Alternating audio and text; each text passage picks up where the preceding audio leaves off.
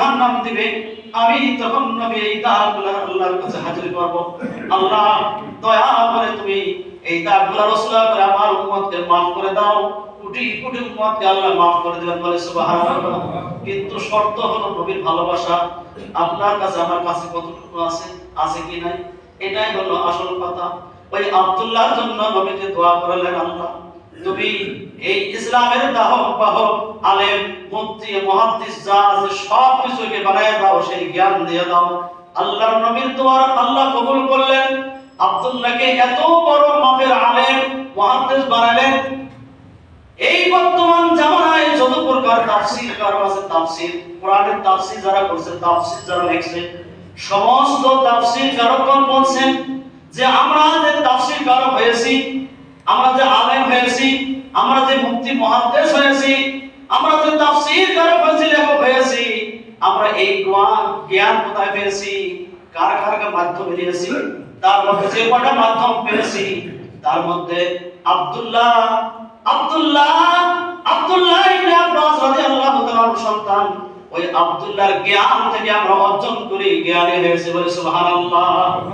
অর্থাৎ বর্তমান যুগের পুরো পৃথিবীর সমস্ত আলেম মুহাদ্দিস যারা আছে তারা ওই আব্দুল্লাহর লেখা আল্লাহর রাসূলের পক্ষ থেকে পাওয়ানে হাদিস কোরআন সব লেখছে, সঠিকটা লেখছে, রব্বে এগুলা যারা মুহাদ্দিস হয়েছে। আল্লাহর নবী যার জন্য দোয়া করবে এখন ওই রওজা বাগ থেকে তার জন্য দোয়া কবুল হয়ে যাবে, তার সুপারিশ হয়ে যাবে, হাসরের ময়দানে মাফের একটা ওসিলা হয়ে যাবে, মুক্তির একটা ওসিলা হয়ে যাবে। তাই বন্ধু আসুন, ছোট ছোট বাচ্চারা সাহাবীগণ তারা নিজেও নবীকে ভালোবেসেছেন আর তার সন্তানকেও ভালোবেসেছেন। শর্ট কথা অল্প সময়ের মধ্যে শেষ করে দেব।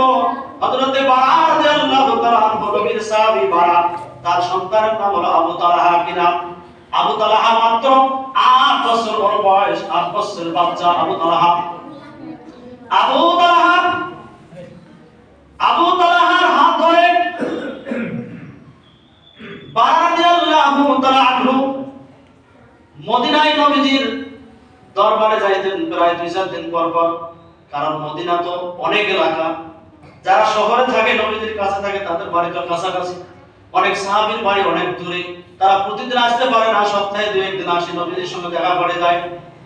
হাদিস শরীফে এসেছে বারা রাদিয়াল্লাহু তাআলা আনহু তার সন্তান মাত্র 8 বছর বয়স, নাম তার আবু তালহা। আবু তালহার হাতটা ধরে হাঁটতে হাঁটতে নবীজির দরবারে হাজির, নবীজির সঙ্গে অনেক কথাবার্তা হয়ে গেল। বারা রাদিয়াল্লাহু তাআলা আনহু 2-3 ঘন্টা কথা বলে নবীজির সঙ্গে সবকিছু সাক্ষাৎ শেয়ার করার পর এবার নবীজির কাছ থেকে বিদায় নিয়ে বাড়ির দিকে রওনা হবে। যখন 2-4 পা পার হয়ে বাড়াইছে হাতটা ধরিয়া, আবু তালহা ছোট্ট মানুষ, বাবাকে বলে, বাবা ও আমার আব্বা, সব সময় যদি তুমি আমার এইভাবে হাতটা ধরে থাকবা তাহলে তুমি নবীর সঙ্গে সাক্ষাৎ করলা, আমারও তো নবীজির সঙ্গে কথা বলার কিছু প্রাইভেট কাজ থাকতে পারে, কখন কিছু কথা থাকতে পারে, তুমি আমার হাতটা ছেড়ে দাও। সঙ্গে সঙ্গে হাতটা ছেড়ে দিল।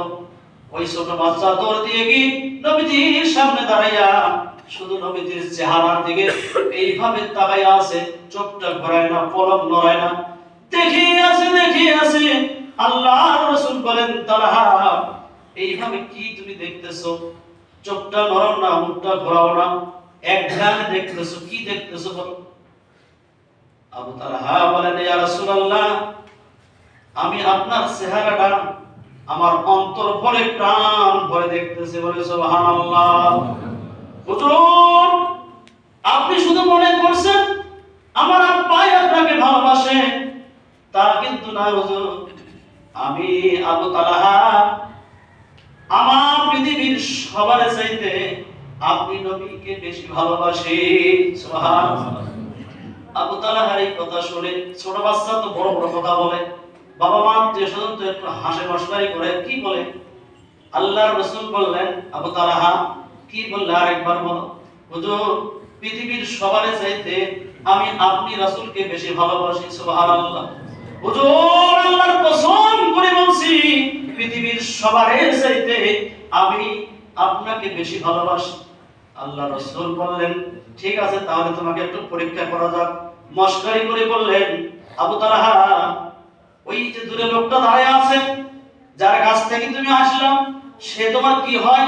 যে আমার আব্বা, আমার পিতা বারা রাদিয়াল্লাহু তাআলা আনহু, সে আমার আব্বা। তুমি কি পারবে তোমার কবরে ওটা ওই যে কি দেখা যায় হুজুর, এটা ছুরি, তুমি এই ছুরি দিয়া তোমার আব্বার গলাটা কেটে আমার সামনে হাজির করে দিতে পারবে? তাহলে তো বুঝবো তুমি আমাকে কেমন ভালোবাসো। হুজুর মশকারি করে বলতে দেরি নাই, আবু তালহা মাত্র 8 বছরের সন্তান, আল্লাহু আকবার বলে তরবারিটা বাইর করে, ছুরিটা বাইর করে এক দৌড়িয়ে বাবার সামনে হাজির। আল্লাহু আকবার।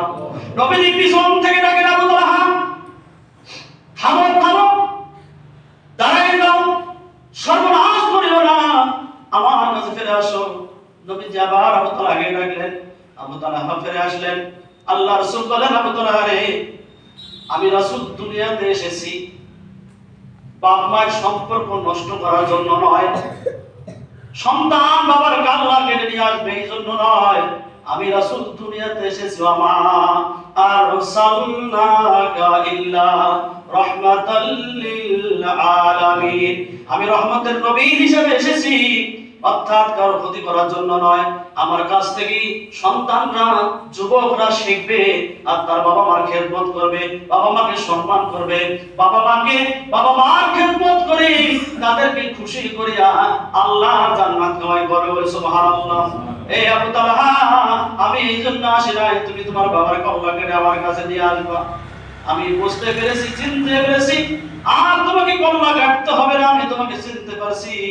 এবার আবু তালহা বলেন, হুজুর আল্লাহর কসম করে বলছি, যদি আপনি পিছন থেকে আমাকে না ডাকতেন, নিষেধ না করতেন, আল্লাহর কসম করে বলছি এই ছুরি দিয়া আমার বাবার কাল্লাটা নিয়া আপনি রাসূলের খেদমতে হাজির করে দিতাম। বলে সুবহানাল্লাহ।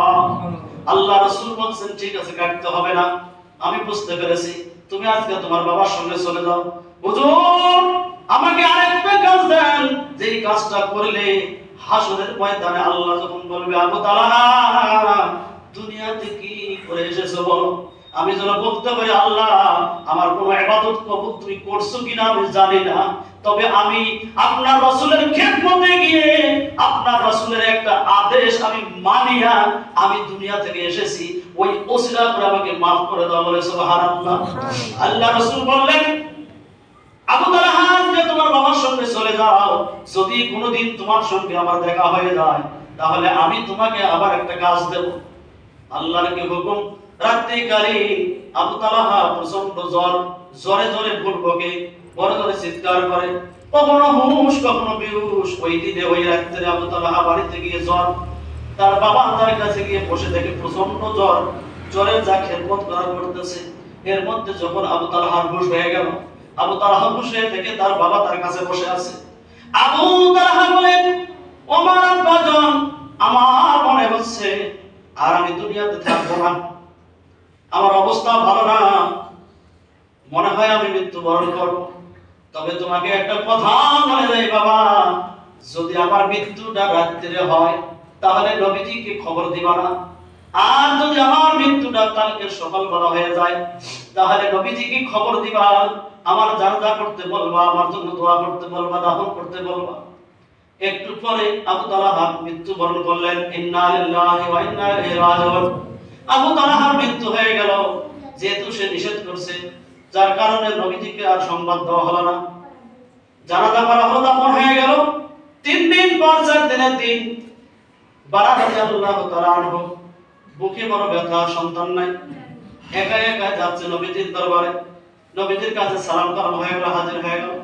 নবীজি বললেন, বারা তোমার সন্তান আবু তালহা কোথায়, তাকে রেখে আসছো কেন? হুজুর সে তো আর নাই। কি হয়েছে? হুজুর সে তো মৃত্যুবরণ করছে, ওই দিন রাত্রে জ্বর আসে, জ্বরে প্রচন্ড জ্বরের কারণে মৃত্যুবরণ করছে, জানাজা হয়েছে।